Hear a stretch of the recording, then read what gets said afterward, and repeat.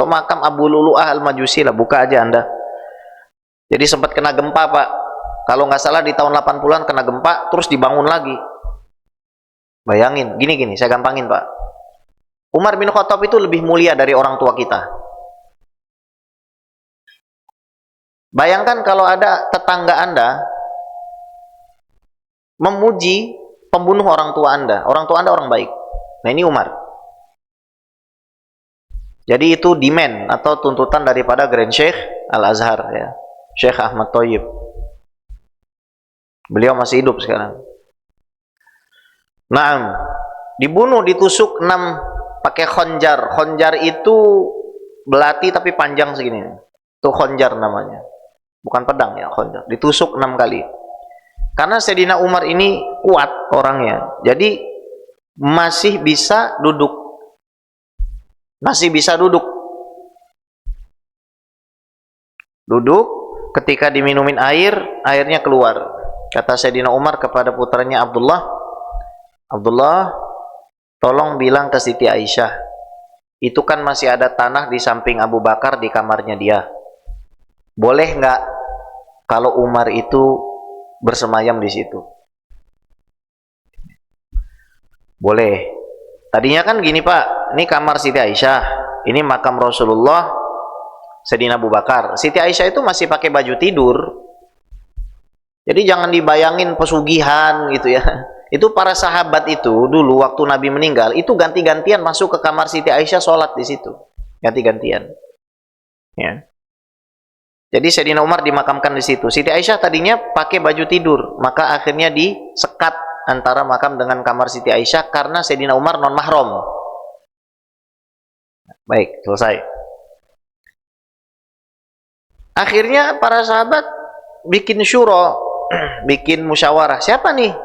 Sebagian dukung Sayyidina Ali, sebagian dukung Sayyidina Utsman. Tapi karena Sayyidina Utsman lebih tua, maka diangkatlah Sayyidina Utsman. Di zaman Sayyidina Utsman bin Affan, masalah juga nggak berhenti-berhenti. Pertama, memang Nabi mengatakan bahwa Umar itu adalah gemboknya fitnah.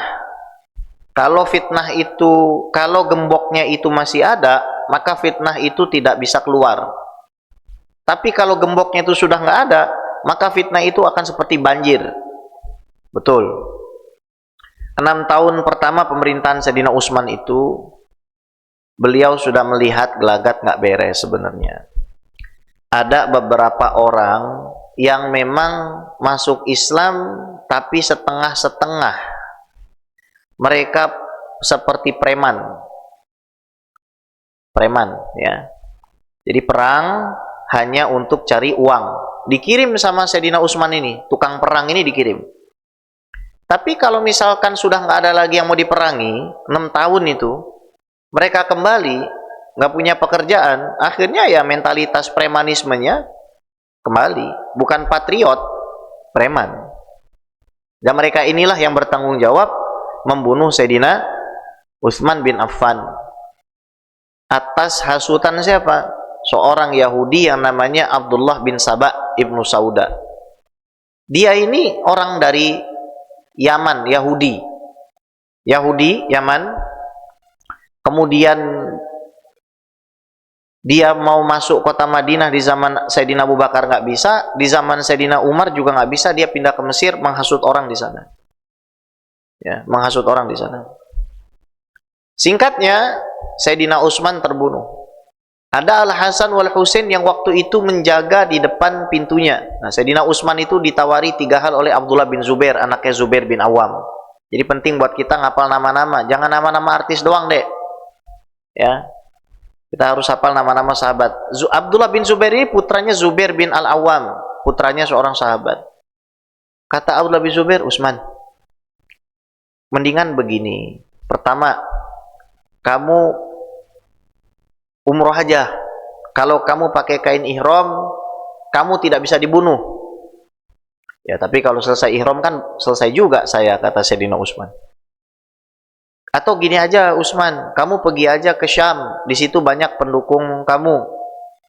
Kalau saya pergi ke sana namanya saya kabur dong. Sayyidina Utsman jawabnya tenang. Gimana rakyat saya yang di sini bermasalah terus saya malah kabur ke luar negeri? Ya kan? Saya hadapilah di sini. Kalau begitu perang aja kita. Kalau kita mati syahid, mereka sangit. Saya itu pernah berdoa, kata Sayyidina Utsman itu, agar saya itu tidak menumpahkan satu tetes darah pun orang beriman. Dan malamnya Sayyidina Utsman itu mimpi buka puasa. Kita kan lagi puasa Asyura sekarang. Menghapuskan dosa di tahun lalu. Amin. Ya. Mimpi buka puasa dengan Rasulullah, Sayyidina Abu Bakar dan Sayyidina Utsman. Sayyidina Abu Bakar dan Umar. Masuk orang, ada bekas cacarnya orang ini. Matanya warnanya biru. Sayyidina Utsman lagi pegang apa deh? Pegang HP kayak kita. Enggak, pegang Quran. Dipotong tangannya Sayyidina Utsman. Bayangin, Pak. Ini yang tahan tangis ya, tahan tangis lah. Kalau Anda nggak pengen nangis, berarti Anda nggak kenal siapa Sayyidina Utsman itu. Itu orang di zaman Nabi nggak akan bisa minum air kalau bukan karena Utsman bin Affan. Kita ini, mohon maaf ya, kita ini debunya Sayyidina Utsman aja nggak pantas gitu. Nggak pantas, kita ini nggak pantas sebenarnya. Untuk melihat Rasulullah, mata kita nggak pantas. Kalau kita nanti bisa melihat Rasulullah, itu semua karena rahmat Allah. Kita nggak ada artinya lah itu. Dipotong, Pak, tangannya, Pak.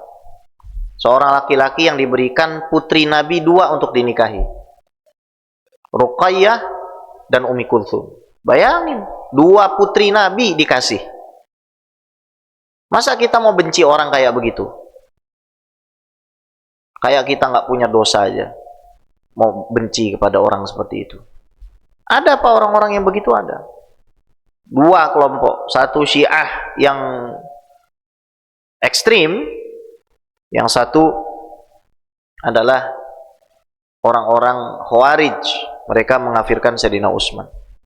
Jadi mereka ini sebenarnya kotoran unta, kata Imam Al-Haddad, dibagi 2. Ya, kotoran ba'rah itu, kotoran unta dipotong jadi 2. Satunya ngaku cinta keluarga Nabi tapi bohong, tapi benci kepada sahabat Nabi. Yang satunya lagi benci kepada keluarga Nabi, nawasib lah bahasanya itu. Ini 2 orang nggak beres, 2 kelompok nggak beres, Pak. Mohon maaf ya. Kemudian ditusuk pakai tombak Sayyidina Utsman. Qurannya bersimbah darah.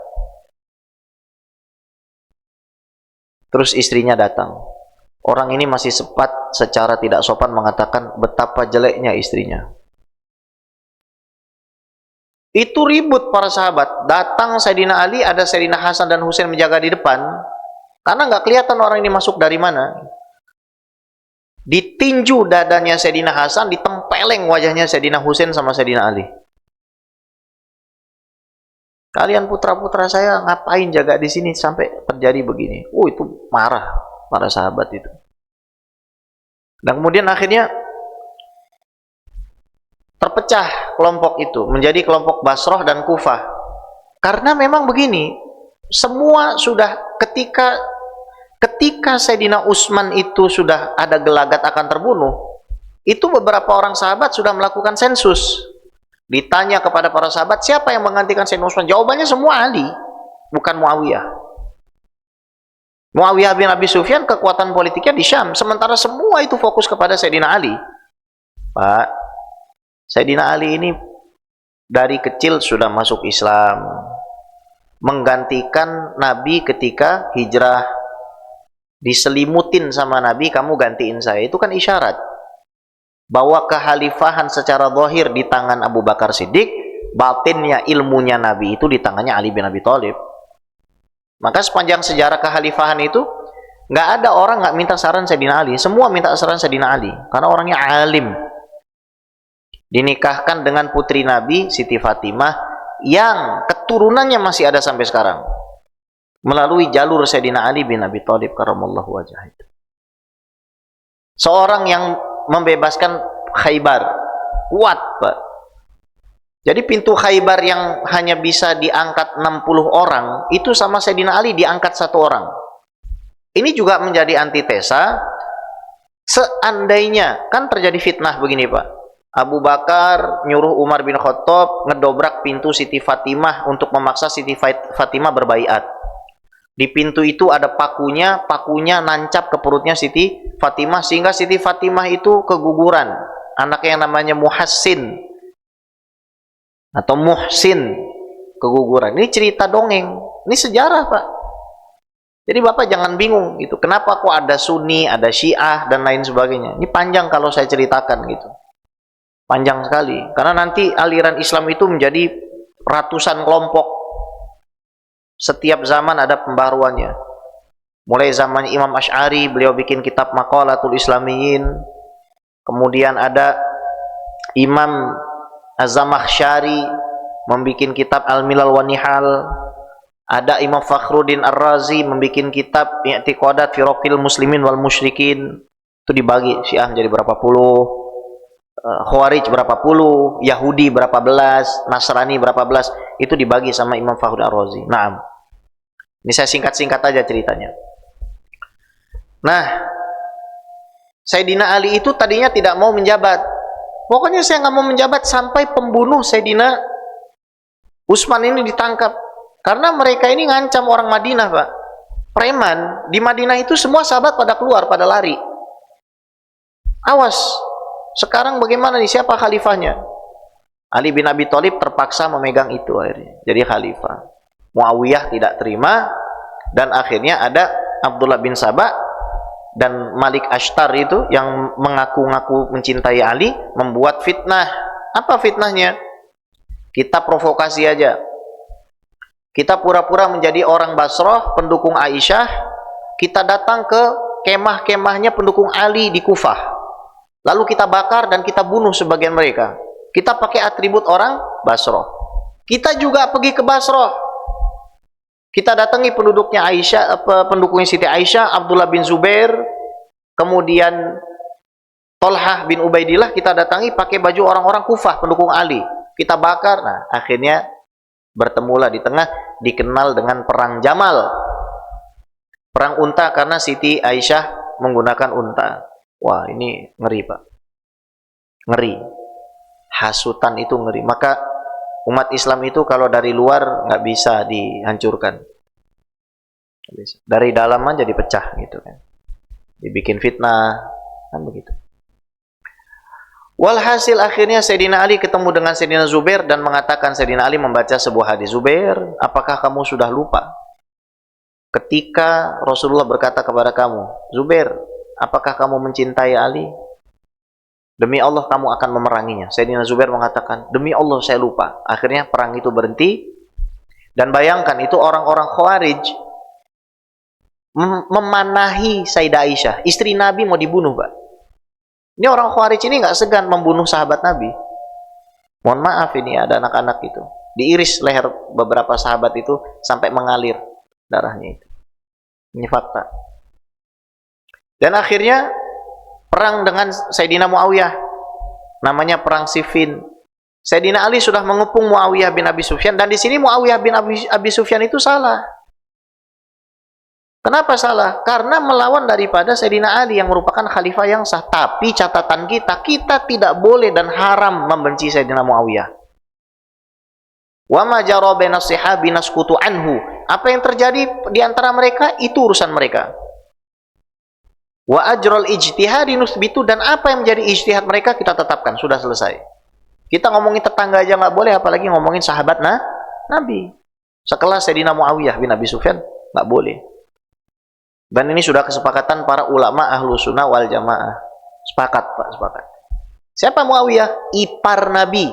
Ummu Salamah itu istri Nabi, iparnya Sayyidina Muawiyah. Jadi Sayyidina Muawiyah ini ya orang dalam juga. Karena mereka ini sebenarnya 4 suku. Hashim, Muthalib, Abdu Syams, Naufal. Anaknya Abdi Manaf. Kan Muhammad bin Abdullah bin Abdul Muthalib bin Hashim bin Abdi Manaf. Jadi Abdul Manaf ini punya anak 4. Hashim dengan Muthalib, Naufal dengan Abdu Syam. Nah, tangannya Hashim ini nempel, atau kakinya itu nempel di kepalanya Abdu Syams. Dibelah, diputus, dipisah, berdarah kepalanya Abdu Syams. Dan akhirnya mereka punya, orang Arab zaman dulu punya gambaran bahwa ini adalah tanda persinggungan yang nggak baik.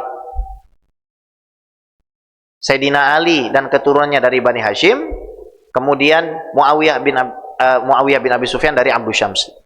Turun. Ya. Walhasil Amr bin Al-As, sahabat Nabi juga yang harus kita muliakan, meskipun salah beliau dalam hal ini, bilang, kan ahli politik, kita angkat mushaf aja, nggak mungkin kita itu dibunuh. Ali itu terlalu mulia untuk memerangi orang-orang yang mengangkat mushaf. Akhirnya mushaf Quran itu diangkat, Pak, ditaruh di ujung-ujung tombak gitu kan. Akhirnya kata pendukung Sayyidina Ali yang nanti berubah jadi orang Khawarij, itu Muawiyah sudah ngangkat Quran gitu. Padahal udah mau menang tuh Sayyidina Ali. Kalau menang selesai, Sayyidina Muawiyah ditangkap, selesailah urusan itu, nggak akan ada berkepanjangan. Tapi pendukung Sayyidina Ali ini banyak yang jadi orang Khawarij. Kata Sayyidina Ali, itu benda mati, Quran itu benda mati. Kalau kalian mau lihat Quran yang hidup, saya. Iyalah. Bapak beli mushaf satu masjid ini, Bapak nggak akan bisa mengalahkan satu orang santri yang ngajinya nyambung sanadnya sampai Rasulullah. Agama ini tidak dijaga dengan huruf itu. Agama ini dijaga dengan orang yang hafal dan paham huruf-huruf itu untuk menjelaskan apa isinya. Sehingga meskipun semua pabrik itu dibakar, selama masih ada orang yang hafal Quran, yang memahami Al-Quran, yang betul-betul ngerti Quran, ngerti hadis sebagai penjelasan dari Quran, Islam akan tetap terjaga kesuciannya. Meskipun Anda bikin pabrik sebanyak-banyaknya, wakaf mushaf sebanyak-banyaknya, tapi Anda tidak peduli terhadap penjagaan Al-Quran lewat manusia, nggak bisa. Nggak bisa. Agama ini dijaga bukan hanya dari rosem, dari tulisan, bacaan, tapi juga dari pemahaman itu. Nah kemudian ada namanya arbitrase, qadiyatut tahkim. Berkumpullah di situ Sayyidina Ali dengan Sayyidina Muawiyah. Akhirnya terjadi arbitrase, bahasanya Sayyidina Ali itu ya dipolitikin lah sama Sayyidina Muawiyah, dan akhirnya ada orang-orang Khawarij yang mengatakan bahwasannya Utsman kafir, Ali kafir, Tolhah kafir, Zubair kafir, Aisyah kafir, Muawiyah kafir, dan halal darahnya. Bayangin, Pak. Ini fakta, ya. Bahwasanya kekuasaan itu bisa sangat mengerikan gitu ya. Jadi perebutan kekuasaan bahkan di masjid juga kadang-kadang agak mengerikan itu. Nah, akhirnya Sayyidina Ali ngirim Abdullah bin Abbas untuk diskusi dengan orang-orang Khawarij. Orang-orang Khawarij ini, Pak, kalau ibadah kita kalah. Karena mereka kalau sujud kepalanya berdarah, tangannya berdarah. Mereka banyak yang hafal Quran. Diutus Abdullah bin Abbas. Kata Abdullah bin Abbas, kalian diskusi sama saya ya. Nanti kalau kalian itu menang, kalian bolehlah perang. Tapi saya itu pengen tahu alasan kamu itu mengkafirkan Sayyidina Ali, Siti Aisyah. Ditanya, kenapa kamu pengen bunuh Siti Aisyah? Karena dia itu memerangi Ali. Ali khalifah yang sah. Oh, kata Sayyidina Abdullah bin Abbas, wa azwaju ummahatuhum. Ini kalian percaya Quran kan? Ini dalam Al-Quran Allah berfirman, istri-istri Nabi itu ibu kalian. Kalian itu mau bunuh istri Nabi dan ibu kalian sendiri. Apa hukumnya? Kembali beberapa ribu orang. Oh iya, kita udah salah. Terus kenapa kalian itu mengkafirkan Sayyidina Ali? Ya karena Sayyidina Ali ini tidak mau berhukum dengan hukum Quran. Loh, kalian itu mau mengkafirkan menantu Nabi, sepupu Nabi, orang yang paling kenal dengan Nabi, keluarga dan darah dagingnya Nabi. Sebagai mereka tobat. Sehingga 4.000 orang tobat. 4.000 orang kembali melalui jalur diskusi. Artinya ketika ada masalah, maka seorang pemimpin negara itu tidak boleh langsung meresort kepada kekerasan. Kirim dulu delegasi utusan orang-orang yang pintar itu untuk berdiskusi. Selesai, ternyata Sayyidina Ali dibunuh oleh orang Khawarij. Yang bunuh namanya siapa? Abdurrahman ibnu Muljam. Hafal Quran. Cuma masalahnya, ketika terjadi perang Harura antara pendukung Sayyidina Ali dengan orang Khawarij, adik dan bapaknya wanita ini terbunuh, Pak. Wanita ini cantik. Orang hafal Quran sama wanita cantik kalah juga, Pak. Kata wanita ini, Abdurrahman, kalau kamu mau nikah sama saya, maharnya satu aja, kamu penggal kepalanya Ali. Bayangin Pak, KTP-nya Islam itu Pak. Udah nggak menghargai lagi. Makanya kita itu menghargai manusia, itu nggak ada yang berlebihan. Kita diperintahkan dalam agama menghargai orang tua, menghargai